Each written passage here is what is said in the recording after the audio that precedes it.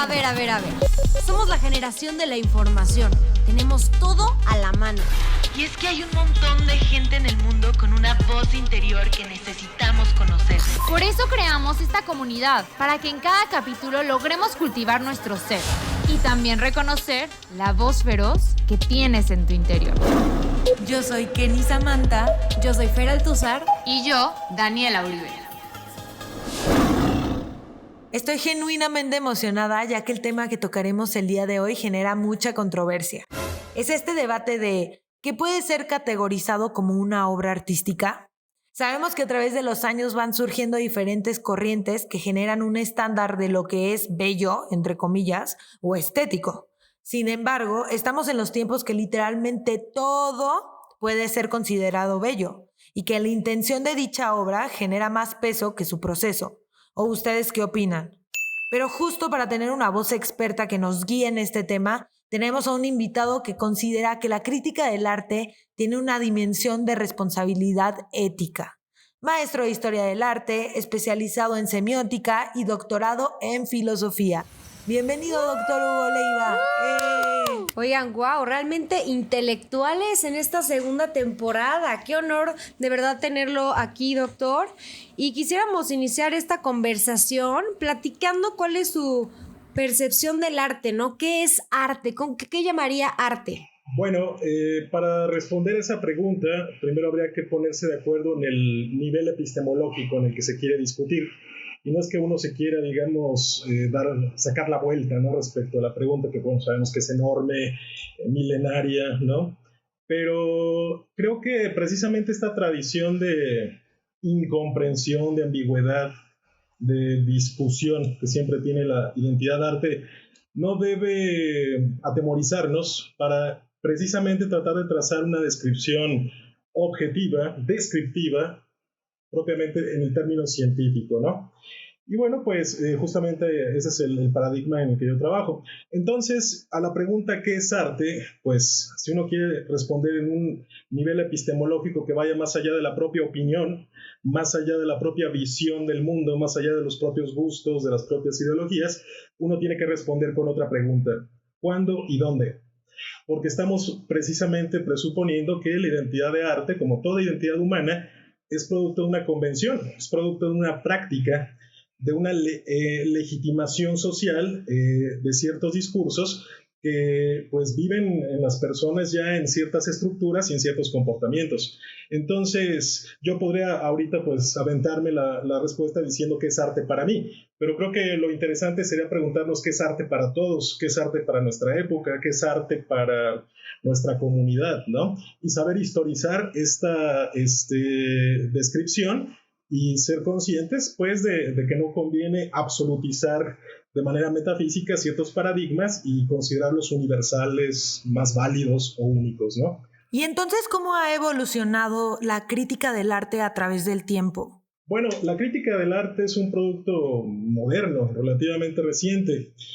La crítica de arte, así como la entendemos, comienza a finales del siglo XVIII, ¿no? Cuando surgen los primeros intérpretes oficiales de estos famosos salones de pintura que se organizaban en París, ¿no? En el Louvre. Y bueno, pues eran exposiciones, concursos, ¿no? Que eran realmente muy atractivos para un gran público. Y este gran público muchas veces no conocía acerca de estructuras, lenguajes, historia, personalidades, ¿no? En cuanto a los artistas que ella exponía, y requería un cierto medium, ¿no? Un mediador para que lo guiaran a este gran público pues en este laberinto. Entonces, esta actitud del crítico de ser un guía, de ser muchas veces un comisario, de ser quien legitima a través de su propia visión, a través de su propia retórica, a través de su propia, pues sí, ideología artística, a que los cánones, ¿no? De lo que poco a poco se va a institucionalizar como arte de acuerdo al consenso general, pues sí es una de las grandes funciones que tiene en el mundo moderno, ¿no? Kenny, justamente como decías al inicio. Entonces, pues sí, ya a partir pues ya del siglo XIX y siglo XX, pues la crítica tuvo cada vez más un peso mayor en el fenómeno artístico, en su vida, ¿no? Cotidiana. Y bueno, la crítica no nada más hay que pensarla como un señor que sale en la tele o escribe, ¿no? La crítica se ejerce en todo mecanismo de interpretación, de valoración de uso de una obra de arte. Entonces, la crítica también la encontramos en la curaduría, la encontramos en las bienales, en los concursos, en los criterios que se ponen muchas veces en las convocatorias de orden público para apoyar cierto tipo de producción artística y no otra, por ejemplo. Entonces es algo muy amplio, ¿no? Que tiene que ver, insisto, pues en general con el uso, la intencionalidad, la relación que nosotros tenemos de manera pertinente con la obra, a nivel individual y a nivel paradigmático como social cultural general. Y creo que es muy importante que iniciemos con estos dos conceptos, arte y crítica de arte, porque es en lo que nos vamos a enfocar y que, como ya lo dijiste, en realidad son conceptos muy ambiguos. Sí, claro, pueden entenderse de muchas maneras, ¿no? Pues partamos de la etimología de la palabra crítica, viene de crisis, ¿no? Poner en crisis algo, de construirlo, desarmarlo, ver cómo funciona. Y en este acto de desarmar va implícito siempre, aunque se quiera ser muy objetivos, porque en este nivel epistemológico no puede existir la objetividad, ¿no?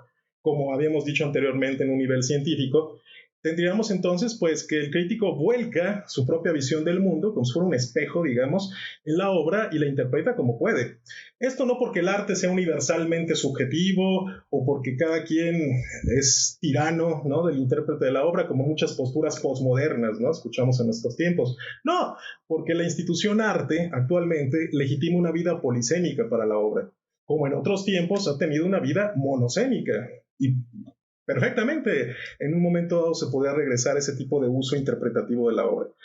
Es decir, que no nada más haya una pluralidad, quise decir, de interpretaciones de libertad como la de ahora, sino que se regresara a una idea de arte, pues, unívoca, como pues ahora sí que en el medievo, o en el Renacimiento, o en otros tiempos, ¿no? O simplemente con los antiguos griegos.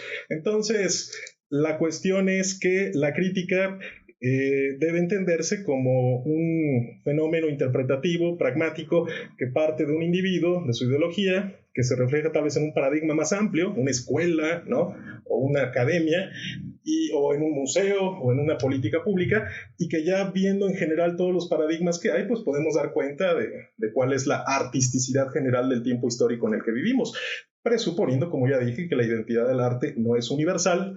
No conocemos las cosas en sí mismas, sino que las construimos, así que como cualquier otra identidad del mundo, cambia, ¿no? Es diacrónica en su devenir, así que pues ese es el papel de la crítica y la importancia legitimatoria que tiene actualmente a través de muchas vías. Y sabemos que hay diferentes tipos de críticas, la estética y la crítica basada en un contexto social y político. ¿Cuál de estas tiene más peso en una obra? Pues mira, es una pregunta interesante porque habría que otra vez diseccionar un poco el tiempo en el que vivimos, ¿no? Ya dijimos que la contemporaneidad tiene una identidad del arte que dispone para su uso pues de una vida polisémica, ¿no? O sea, cada quien puede interpretar como quiera, basta que de alguna manera justifique su discurso, ¿no? Y es legítima. Claro que como en la democracia, pues aunque todos seamos iguales, hay gente más igual que otra, ¿no? Ciertos discursos tienden a prevalecer sobre otros en una guerrilla semiótica, como diría Humberto Eco, y como cualquier otra cosa, ¿no? Ahorita discutimos, por ejemplo, la identidad de la mujer, ¿no?, de género, por ejemplo, identidad sexual, y estamos asistiendo a una discusión social pues que va a terminar configurando qué es lo que nosotros como cultura entendemos por un hombre, una mujer, el sexo, etcétera. También el arte, ¿no? Entonces, en este sentido, hay ciertas interpretaciones de la obra artística que creo yo que van muy en línea con estas reflexiones sociales de las que yo hablaba, ¿no? Esta cuestión ideológica política pues tiene que ver también con el uso del arte como un medio muchas veces aleccionador, didáctico, ¿no?, propagandístico de ciertos valores, ¿no?, tanto del artista como digamos, del mundo que representa. Entonces, hay muchos artistas que no conciben la producción artística sin que esté política y socialmente comprometida, pero hay otros que simplemente hacen arte, como decías tú, por una finalidad más bien puramente estética, ¿no? O que trata más bien de incluso desvincularse de las cosas del mundo, de evadirnos, ¿no?, a otra dimensión, a otra reconstrucción del mundo. Y por qué no, es igualmente válido, insisto. Ahora, solo quien a priori, por alguna razón, porque así lo cree o ha sido aleccionado, cree que lo político debe ser mejor que lo estético, o viceversa, o que es mejor una crítica moral, o que siempre hay que detenernos en la estructura, en el lenguaje, en el mérito, cada quien tiene diferentes criterios. Yo creo que el asunto aquí es tener la claridad de que, pues, en nuestro mundo contemporáneo, ninguno naturalmente se impone sobre otro, ¿no? Sino más bien a través de nuestra praxis social. Hay muchas veces que yo me confundía porque, por ejemplo, estaba en el MoMA, ¿no? Y veía un plato blanco en la pared y todos así de wow. Y yo decía, es que ¿por qué no estoy entendiendo nada? O sea, ¿por qué un plato blanco está en la pared del MoMA? Y es de lo que hablábamos. Muchas veces tiene una intención que va más allá de lo estético y el artista tenía algo pensado y un objetivo muy específico con eso, pero es por eso que a veces es muy difícil entender el arte abstracto, porque muchas veces es como muy subjetivo. ¿Sí me explicó? Sí, no, totalmente. Y de hecho, ahorita creo que tocaste un tema también muy, muy importante relacionado con esta polisemia, es decir, multiplicidad de significados, ¿no?, que tiene la obra y que tiene que ver con esta expectativa que tienen muchas personas y que es legítima de creer que el arte comunica, cuando en realidad no es así. Actualmente, el crítico entabla una autoevocación al tener de frente a la obra de arte. No es que el artista me quiera comunicar un concepto a través de la obra y yo lo recupero, ¿no?, con esta idea tradicional de la comunicación como emisor, mensaje y receptor, que bueno, que sí, ya en una discusión más amplia, pues también critico dentro del modelo epistemológico que trabajo, ¿no? ¿La comunicación existe o no? ¿Y en qué términos? Bueno, pues en realidad no existe ningún término, así como le entendemos, de transmisión de pensamientos, y en el arte mucho menos. Insisto, no porque el arte sea así en sí mismo, ¿no?, polisémico, universal, sino porque ese es el uso actual. Entonces, la identidad arte está prevista para que viva en una pluralidad de sentidos. Y mucha gente cree que el discurso artístico, la obra, se comporta igual que el discurso de, digamos, de la vida cotidiana. Cuando yo te digo, pásame la pluma, pues yo espero que tú, ahora sí que recuperes esta intención y que me pases la pluma, o sea, que tengas un comportamiento pertinente a mis expectativas. Bueno, en el arte no. En el arte más bien hay un diálogo con el artista mismo cuando hace la obra. Dentro de los términos que trabajo, esta es la poética del artista, su reflexión, su estilo, su técnica, sus intenciones, sus sentimientos, todo lo que lo lleva a hacer una obra de arte, ¿no? Pero este es un acto, un monólogo, ¿no? El artista puede tomar de donde quiera cualquier tipo de cosa y proponerla como arte, porque esa es la libertad que le da el mundo contemporáneo, insisto. Bueno, pues una vez que una obra esté aceptada dentro del mundo del arte, llega el crítico y la interpreta desde muchos paradigmas distintos, ¿no? Entonces, muchas personas que entran al museo, si hacemos un experimento social y tomamos así personas al azar, las metemos al MoMA de frente a este plato, pues muchos querrán decir, no, pues yo esto no lo entiendo, no es una sensibilidad mía porque yo no sé de arte, ¿no? Solo los iniciados, los especialistas, cuando en realidad, si esta persona fuera consciente de esto que estamos diciendo, pues tendría toda la libertad del mundo para ver ese plato e interpretarlo como mejor quiera, ¿no? Se parece a mi tía, el reflejo. Me da paz. Ahorita lo que se me viene a la mente es el cuadro de Pablo Picasso, que todo el mundo es como, wow, me encanta el Guernica, que yo cuando lo vi, la verdad, a mí no se me hizo nada padre, no me... como que dije, ay, pues, pero yo tenía que saber el contexto de la historia para poder apreciar lo que realmente quería comunicar aquí Pablo Picasso, ¿no? Entonces también es muy importante como saber la historia detrás de una obra de arte para apreciar su estética y su belleza, ¿no? Como decíamos hace rato, hay muchas formas de crítica, ¿no? Y hay críticas que son muy superficiales, porque después de todo, no es que tengas que tomar un curso de historia del arte para ir a disfrutar de una pintura, o ni siquiera de leer la ficha que tienen en la entrada del museo. O sea, creo que tú puedes llegar y ver la obra y tener una experiencia estética y un juicio, incluso una significación respecto a ella.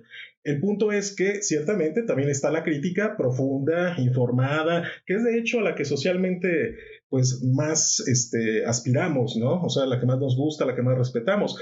Lo que estoy tratando aquí de hacer es ser el abogado del diablo de la crítica inocente, de la crítica virgen, de la crítica ingenua, que se acerca a la obra ahora sí que sin ninguna pretensión y simplemente tiene un contacto bastante espontáneo con ella. Esa también es una crítica y es también legítima, ¿no? Entonces yo no diría que una es mejor que la otra, porque incluso los especialistas, los que sí saben de arte y demás, muchas veces quisieran regresar a esa inocencia, a esa visión no paranoica, no neurótica, ¿no?, que tiene una persona que no está en ese mundo. Entonces, no hay que indebidamente, creo que, sobreponer una sobre la otra diciendo que sea mejor, ¿no? Y ya que vimos que hay demasiados factores que alteran el producto, la obra, ¿cómo esta puede ser llamada obra de arte? ¿Cómo es que pasa de ser a ser a una obra de arte? Sí, hay muchos mecanismos de institucionalización. Como ya dije, la identidad arte, la artisticidad, es una institución, ¿no?, una convención social que se manifiesta, vive en ciertas estructuras, es decir, en ciertos tipos de fisicidad, ¿no?, materia, y cierto tipo de organización de esa materia, de esa fisicidad. Llamémosle formatos, técnicas, materiales, soportes, etcétera, ¿no? Entonces, una obra, la artisticidad, la idea de arte de una cultura, ya tiene, digamos, en su repertorio estas estructuras, ¿no?, junto con también las expectativas de la gente, ¿no?, lo que se supone que tiene como función el arte en ese momento histórico, ¿no?, que serían, pues, digamos, llamémosle estructuras extratextuales, ¿no?, o pragmáticas. Entonces, lo pragmático y lo estructural son ya las condiciones a priori dentro de la artisticidad de una cultura para que nazca una nueva obra de arte. Pero imaginámonos, Kenny, que llega alguien y que propone algo que nunca nadie ha visto, ¿no? Bueno, actualmente ya todo se ha visto, en realidad sería algo muy difícil ya pensarlo ahorita, pero pensemos que en el cine, ¿no? Tú sabes que, pues, me interesa mucho el cine. El cine, cuando surge, era un tipo de estructura tanto pragmática como textual que no tenía la identidad de arte. De hecho, era algo tan novedoso que, pues, el primer uso, la primera interpretación, la primera identidad que tuvo el cine fue la de ser una curiosidad tecnocientífica, ¿no?, de reproducción de la realidad. ¿En qué momento se volvió cine una vista, una película? Bueno, cuando se le empezó a dar ese uso. A partir, sí, de lo individual, en este caso, hablemos de Méliès, por ejemplo, Georges Méliès, y luego, poco a poco, el cine fue agarrando estructuras de las que ya existían en las artes de ese tiempo. Empezó a contratar estrellas del teatro, ¿no?, grandes compositores para hacer las partituras de la música, grandes poetas para hacer los guiones. Pensemos en las divas de teatro, ¿no?, por ejemplo, Pina Menichelli o, Lidia Borelli, o en Francia, pues también, ahora se me fue el nombre de quien hizo Elizabeth, la reina Elizabeth, ahorita no me acuerdo. El punto es que, como un Frankenstein, el cine le empieza a robar pedazos de estructuras a otras artisticidades que ya hay, y así empieza a proponerse como obra, ¿no? Ahora, si queremos más o menos filológicamente rastrear el momento en el que se habla de cine de arte, pues podemos ya encontrar este término, pues, a principios de siglo, con los estudios Gaumont o los estudios Pathé, que ya se autodenominan productores de cine de arte, porque en la lógica de arte que tienen ellos en ese momento es cine de calidad, cine bueno, para distinguir del cine de barracón o de feria ahí popular que tuvo como inicios el cine, ¿no?, para cobrar más. Por eso es que también las películas de 1 hora y media, para que se parezca la duración de una obra de teatro, de una ópera, de un concierto. Pero tengo entendido que el cine y el teatro, la danza y la poesía, todas estas son vías directas para ser nombradas arte. Claro, pero en ese momento no había una vía directa para el cine, porque no existía la identidad del cine como arte, como en un momento se configuró para el teatro, la música. Obviamente ya hablamos de milenios, ¿no? Pero el cine es algo nuevo, o era, pues, ¿no? Entonces, directamente no fue considerado como arte. Empezó a hacerlo, que bueno, me da mucho gusto que recuerdes ahorita el esquema, empezó a identificarse como arte por vía indirecta, ¿no? Por vía indirecta estructural o contextual, como le llaman Ani, y por vía circunstancial. Es decir, las estructuras que digo ahorita, teatrales, fotográficas, musicales, las empieza a incorporar en el texto, en el discurso que construye como obra. Pero también lo que está fuera del discurso cuenta, en el sentido de que, pues, las películas se empiezan a exhibir en lugares de arte, ¿no? En teatros, lugares muy entendidos como templos de las musas, etc. ¿Y tú llamarías a Rápido y Furioso arte? Claro, el cine es un arte, ¿no? Dijo Ricciotto Canudo en 1914 más o menos, que el cine era el séptimo arte, y desde entonces, pues, creo que es algo que ya se acepta totalmente. Es como si yo te preguntara, oye, bueno, cada quien sus gustos, pero yo odio el reggaetón, respeto mucho a quien sí le gusta, pero hay quien diría, el reggaetón no es música porque a mí no me gusta. Bueno, el que no te gusta no le va a quitar la identidad social, cultural, tradicional que ya tiene, ¿no? Es música, entonces, o es cine o es arte, pero no hay que confundir la identidad arte, música o cine con las significaciones críticas de las que hablábamos hace rato. Entonces, yo puedo decir que Rápido y Furioso es arte malo, ¿no? Porque pues dentro de mi postura crítica no es afín Ahí va a la mis crítica. expectativas. Me encanta que toquemos este tema porque lo veíamos con nuestro profesor de cine y nos decía que justo todo el cine es arte. Entonces, ¿por qué vamos a categorizar cine de arte? Ya sabes, de que vamos a la cineteca a ver cine de arte cuando en realidad está mal dicho. Nos decía que el concepto para decir eso es cine formalista.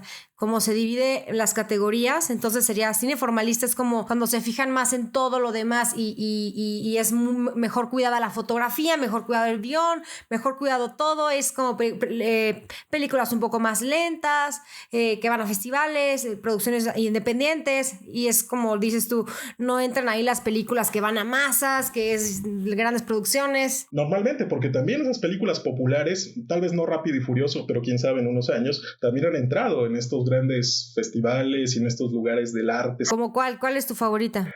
Por ejemplo, Mecánica Nacional, adoro esa película, realmente me sé todos los diálogos de memoria, y pues cuando la pusieron hace 2 años en el festival, pues ahí estaba yo en primera fila, ¿no? Y llegó un emisario de la Cineteca, habló de los actores, y genial, ¿no? O sea, pero yo, más allá de eso, la iba a ver por mis propias razones, ¿no? Y es que, como decías hace un rato, nosotros le ponemos el peso que queremos a esa dicha obra, qué es importante para nosotros o qué nos satisface o nos genera emoción. El arte pues va más allá de lo individual. Actualmente sí, mientras la democracia dure, así va a seguir, yo creo, Kenny, pero podría ser que no, se podrá. En la Alemania nazi llegó Hitler y dijo, este es arte degenerado y este es el único que hay, ¿eh? O sea, ha habido momentos monosemánticos, insisto, del arte, se podrá perfectamente regresar, partiendo de la idea de que todo es una convención. Se podría llegar a una convención totalitaria, no democrática, donde nada más haya una o dos interpretaciones posibles dentro de un canon, ¿no? Por eso es que digo, no hay que ponerse muy posmoderno pensando que el arte es así universal y que cada quien lo hace lo que quiere. Incluso en otros países sigue siendo así, ¿no? Donde no hay tanta libertad. Países comunistas censuran como cierto tipo de contenido y dentro de ese tipo de contenido hay obras artísticas. Claro, sí, ¿no? Y es algo que pues también tiene el arte, pica, ¿no? O sea, porque pues es una dimensión integral de toda nuestra existencia y nos hace ecos en nuestras propias preocupaciones, inquietudes, visiones del mundo, ¿no? Los grafiteros en México, ¿no? Como que se me vino a la mente eso, podrían decir, es nuestro arte, es nuestra forma de expresión, ¿por qué es ilegal? ¿Por qué nos meten a patrullas? ¿Por qué lo vuelven a pintar? Y podrían ellos decir que es su forma de expresión y aquí en México no está bien visto el graffiti. Y es ahí donde se empieza a dar una discusión también con los límites de la moral y de la legalidad. Porque yo podría, fíjate, es una hipótesis, no crean, pero una persona podría decir, yo salgo a la calle, mato a alguien y digo que es un performance, ¿no? Obviamente nuestra cultura lo consideraría inmoral e ilegal. Pero sí. Posiblemente en otra cultura, en otro tiempo, no sería así, ¿no? Como de hecho ha sucedido. Y bueno, regresando al tema del arte abstracto, ¿con qué fundamentos o bases se hace una crítica sobre eso? Fíjate, Fer, que aquí cuenta mucho sobre todo la cuestión política y retórica. 1, ¿quién hace la crítica? Porque la persona, o sea, la gente que escucha al crítico es una de las cosas que valora de la crítica. Así como el arte no se valora solo en cuanto a obras, sino con todo lo que hay en torno, también la crítica como tal se valora con todo lo que hay en torno, con insisto, visión pues que tiene que ver con lo extraartístico. Entonces, no es lo mismo que yo diga algo de una obra que lo diga Raquel Tibol o Blanca, bueno, la crítica o el crítico que quieran, ¿no? Entonces, ¿quién eres? ¿Quién habla? 1. Y 2, ¿cómo lo dices? ¿Cómo lo justificas? ¿Cómo lo fundamentas? La dimensión retórica, argumentativa, el uso incluso hasta literario del lenguaje, ¿no? Todo esto ejerce también una persuasión, ¿no? Una seducción en quien me escucha para llevarlo de mi lado en la visión de la obra. Es que el crítico, a fin de cuentas, no quiero decir impone en un sentido negativo, ¿no? Pero una vez que tú escuchas esta interpretación, te ponen un cassette para ver la obra de esa manera. Yo, por ejemplo, soy un tipo anti-spoilers, ¿no? O sea, odio que alguien me diga cualquier cosa de una obra porque ya me mete un prejuicio. Entonces, bueno, esa es mi forma de aproximarme a las obras. Hay gente que, insisto, prefiere que sí le digan una guía o que le den algún elemento conceptual. Cada quien, ¿no? Nos acercamos como queremos.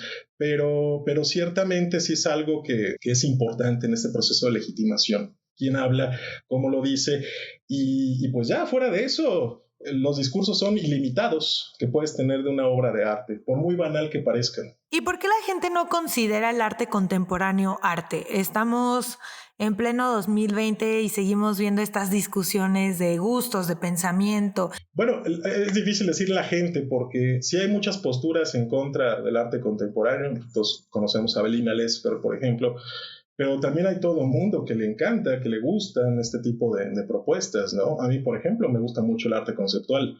Encuentro que la libertad y la autoconciencia, la autorreflexión que tiene la artisticidad actual es algo que me encanta, que yo si viajara en el tiempo y tuviera que vivir en otro tipo de reglas de interpretación, no creo que me encontraría bien.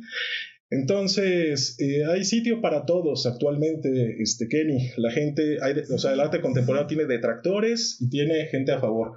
Y ahorita las instituciones, o sea, la gente que cuenta, la que decide, ¿no?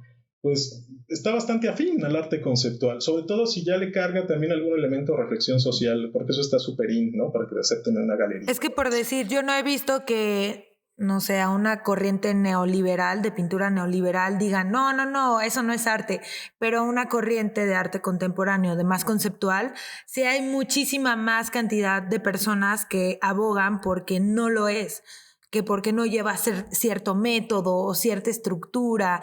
A mí también me encanta, pero sí me encuentro muchos días, hasta en clases de la universidad, con maestros que ponen alguna foto de alguna obra artística y dicen, eso no es. ¿En qué momento pasamos a la banalidad? Para mí puede que no sea banal, pero sí me he encontrado con más de estas discusiones que con cualquier otra corriente. Espero que al menos en la escuela el profesor sí diga, en mi opinión, ¿no? Porque si no... Pues... No, a mí me cae mal ese maestro, la verdad. Quiere cambiarnos la opinión. Pero muchos maestros son así, como que dan su punto de vista y ya dicen que así es, y tú, pues como alumno dices, pues ok. Y muchas veces nos quedamos con esa perspectiva. Sí, lo sé. Pero no, Kenny, o sea, aquí, bueno, todo lo que dices amerita una investigación, ¿no? A ver, hay una hipótesis. Creo que actualmente el arte contemporáneo conceptual está perdiendo cuota. Hay gente que tiene otras expectativas, otras valorizaciones, y obviamente habría que encontrar pruebas de esto, ¿no? Más o menos ver cuáles son más bien ir a ver qué tipo de criterios y exposiciones hay en las galerías, en los museos, checar las revistas de arte, todos los medios, el tipo de producción artística que hay, y demostrar si vivimos en un tiempo de declive del arte conceptual. La verdad es que yo creo que no, Kenny, pero yo creo, habría que demostrarlo. Igual y tienes razón. A mí me parece un buen tema de investigación. Ver qué tipo de salud tiene el arte conceptual después de 100 años de que Marcel Duchamp pusiera el escurrebotellas, ¿no? Sí, porque teníamos una maestra de historia del arte y justo me quedé mucho con esa concepción, porque cuando regresé a los museos de Nueva York, ella decía que había como un método específico para criticar una obra, ¿no? Fijarnos en esto, y si no lo tenía era como, pues es mala. Y en realidad platicando esto con la persona que iba al museo me decía, es que estás mal. Es que yo creo que muchas veces los artistas hacen la obra en el momento y sienten diferentes cosas, pero no es lo que tú piensas que es y no lo quieren superdecir en la obra, o si no es como un poco más secreto, más íntimo de la persona y del artista en ese momento. No tienes que tú recibir lo que practicábamos antes. Pero sí creo que hay muchas personas que siguen pensando esto. Por eso me interesa mucho este capítulo, porque para desmentir, ¿no? Que es la forma y ya. Sí, justo mencionabas, Hugo, el Ready Made de Duchamp, que a mí se me hizo un proceso en la historia que fue sumamente importante para cambiar todo este concepto del arte, porque la gente cree que ese escurrebotellas en la esquina no tiene ningún significado. Porque precisamente esto viene de una tradición que tiene pues más de 2000 años, ¿no, Kenny? La idea que arte significa técnica, que arte significa cosa bien hecha, cosa que cumple bien su función, ¿no? esta idea que nace con los griegos, y vemos otra vez que el arte no es universal, o sea, el arte pues nace en Europa, ¿no? Vive sobre todo en la modernidad, ¿no? Ya en Occidente.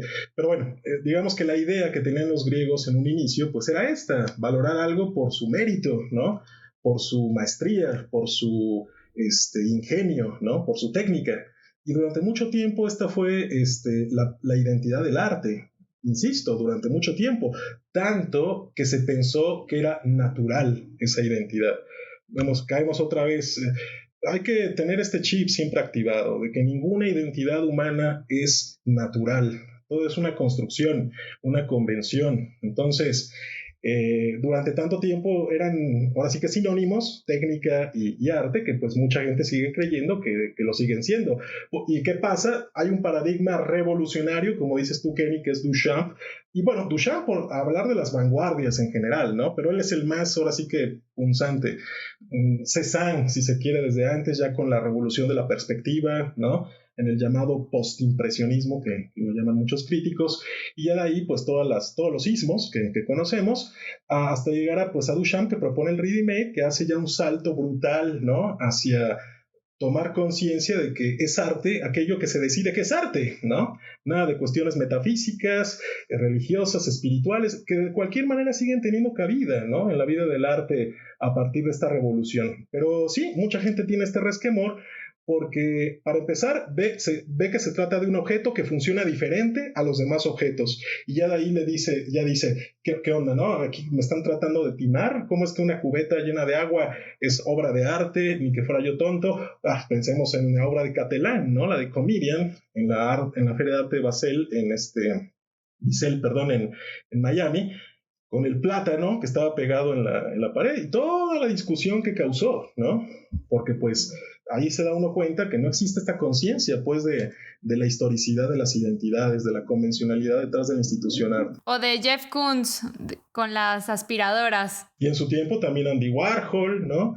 Y pues todo el siglo XX ha sido así. Entonces, mucha gente sí ve al arte contemporáneo como estafa, como vacilada, le dicen muchos, en el peor de los casos incluso hasta fraude. Pues son posturas también legítimas. O sea, la señora Avelina Lesper tiene todo el derecho de decir lo que dice acerca de Duchamp y del arte contemporáneo, porque esa es la visión y la expectativa que el mundo contemporáneo le permite tener a ella, como a tantas otras personas, en esta libertad interpretativa. Pero entonces aquí vemos que hablábamos de tipos de crítica. Yo aquí distinguiría dos críticas: el crítico que critica y el crítico que critica y sabe cómo funciona la crítica en el sentido social. Y ese saber, para mí, precisamente, es la ciencia, que en este caso la llamo estética. A mí me gustaría saber esta relación que tiene el arte con la semiótica. Bueno, pues la semiótica pues, es una disciplina ya en su sentido autónomo, moderno, pues muy reciente, porque curiosamente surge más o menos en los años del cine, ¿no? Aunque ya en sí la reflexión de lo que hace la semiótica pues inicia con los inicios de con los inicios de la filosofía, ¿no? O sea, ya desde los presocráticos, desde Platón, ¿no? Aristóteles, Sixto Empírico ya más adelante. Bueno, el hecho es de que ya la reflexión acerca de cómo es que significamos las cosas estaba presente desde siempre. Pero la disciplina como tal de la semiótica surge a finales del siglo XIX, ¿no? Con dos personas, Saussure en Suiza y Peirce en Estados Unidos. Y pues esta disciplina, que pretende ser una ciencia, ¿no? Quiere dar cuenta acerca de los signos, es decir, cómo conocemos el mundo como fenómeno de significación. Y esto es algo que se sintetiza de una tradición filosófica mucho más profunda, que, bueno, en el sentido tal vez un poco más inmediato, vendría desde Kant, ¿no? Intentar hacer una ciencia que conciba a las cosas desde consideras como fenómenos, ¿no? Como una construcción, insisto, y no pensar en un sentido metafísico que conocemos las cosas en sí mismas, ¿no? Bueno, entonces, rapidísimo, una vez que se funda la semiótica, pues el salto, que la semiótica surge sobre todo en el ámbito lingüístico, ¿no? De la lengua natural. El salto hacia la literatura era pues inevitable, ¿no? Ya en las primeras décadas del siglo XX, pues ya el Círculo de Moscú, de Praga, empiezan a hacer estudios literarios y de hecho contemporáneamente también cinematográficos, por cierto. Entonces, ya de ahí pues el salto hacia otras artes pues era inevitable, y esto va a llegar sobre todo ya en los años 60, ¿no? Ya los estudios semióticos que poco a poco van a empezar a cobrar más fuerza hasta convertirse ahora sí que en la herramienta oficial para afrontar el arte contemporáneo, porque pues ante la inmensidad polisémica de sus posibles significaciones necesitábamos ciertos modelos que nos ayudaran a hacer esto, ¿no?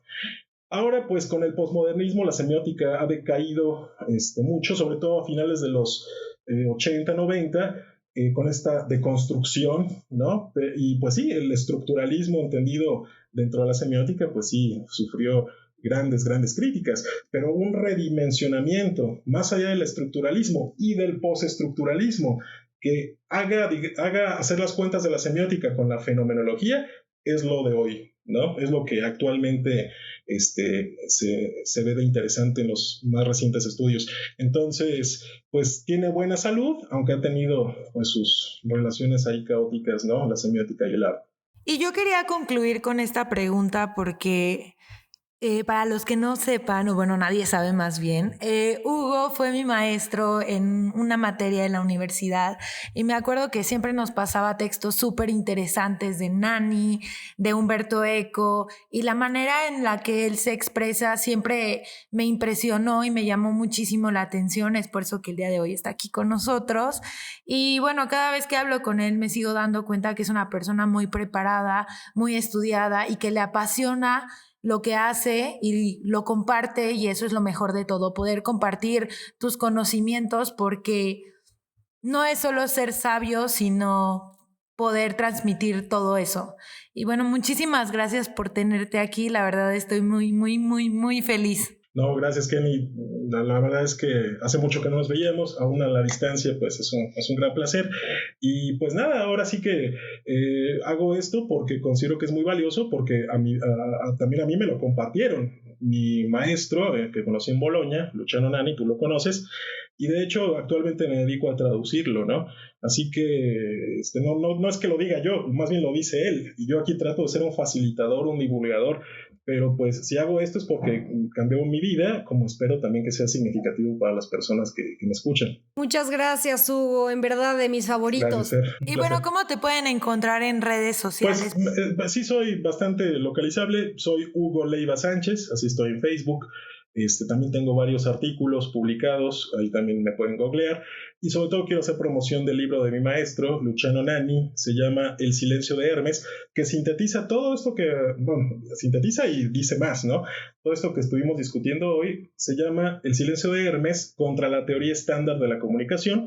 Es un libro de editorial Silla Vacía que pueden encontrar en Amazon. Muy bien, para que lo busquen y lo lean. Y bueno, yo les dejo mis redes sociales, me encuentran como @KennySamantha. Yo soy @DaniUribe-Díaz. Y yo soy @Feraltuza. Recuerden que estamos en todas las redes sociales como @VozFeroz y en la página como www.vozferoz.com. Nos vemos el próximo capítulo. Ya saben que todos los miércoles o todos los domingos nos pueden encontrar en todas las plataformas. Muchísimas gracias. Nos vemos el próximo. ¡Voz Feroz! Bye. Besos, bye. Voz Feroz.